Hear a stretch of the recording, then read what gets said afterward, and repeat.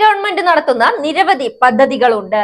ഇത്തരം പദ്ധതികളിലൂടെ സർക്കാർ ജനങ്ങൾക്ക് സാമ്പത്തിക സഹായം നൽകുന്നു. അത്തരത്തിലാണ് ദേശീയ ഭക്ഷ്യസുരക്ഷാ നിയമപ്രകാരം കുറഞ്ഞ വിലയ്ക്ക് ആളുകൾക്ക് റേഷൻ നൽകുന്നത്. ഈ പദ്ധതി രാജ്യത്തെ എല്ലാ സംസ്ഥാനങ്ങളിലും പ്രവർത്തിക്കുന്നു. ഈ നിയമത്തിന് കീഴിൽ അർഹരായ ആളുകൾക്ക് സർക്കാരിൽ നിന്നുള്ള സൗജന്യ റേഷൻ സൗകര്യത്തിന്റെ പ്രയോജനം ലഭിക്കും. യോഗ്യതാ മാനദണ്ഡങ്ങൾ പാലിക്കുന്ന ആളുകൾക്ക് മാത്രമേ ഈ സ്കീമിന് കീഴിൽ ആനുകൂല്യം ലഭിക്കൂ. ഇപ്പോഴിതാ റേഷൻ കാർഡ് ഉള്ളവർക്കായി സർക്കാർ പുതിയ മാർഗനിർദ്ദേശങ്ങൾ പുറത്തിറക്കി. ഈ പുതിയ മാർഗനിർദ്ദേശങ്ങൾ പ്രകാരം റേഷൻ കാർഡ് ഉടമകളിൽ ചിലർക്ക് മാത്രമേ ആനുകൂല്യം ലഭിക്കൂ. ഇത് പ്രകാരം ഫെബ്രുവരി 15-ന് ശേഷം ഇവർക്ക് റേഷൻ ലഭിക്കില്ല. റേഷൻ കാർഡ് ഉടമകൾക്കായി സർക്കാർ പുതിയ മാർഗരേഖ കൊണ്ടുവന്നു. ഇതിന് കീഴിൽ അവർ EKYC ചെയ്യേണ്ടതുണ്ട്. ഇതിൽ വീഴ്ച വരുത്തുന്നവർക്ക് റേഷൻ ലഭിക്കില്ല.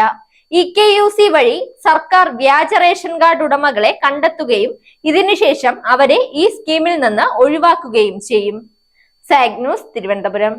വാർത്തകൾ വിരൽ തുമ്പിൽ. You watch zag news. നേരിന്റെ വാർത്തകൾ നിങ്ങളുടെ വിരൽത്തുമ്പിലെത്താനായി സാഗ് ന്യൂസ് ചാനൽ സബ്സ്ക്രൈബ് ചെയ്തും ഷെയർ ചെയ്തും ഒരു ശരിയായ മാധ്യമ നിലപാടിനൊപ്പം നിൽക്കാൻ ഞങ്ങൾ നിങ്ങളെ ക്ഷണിക്കുന്നു.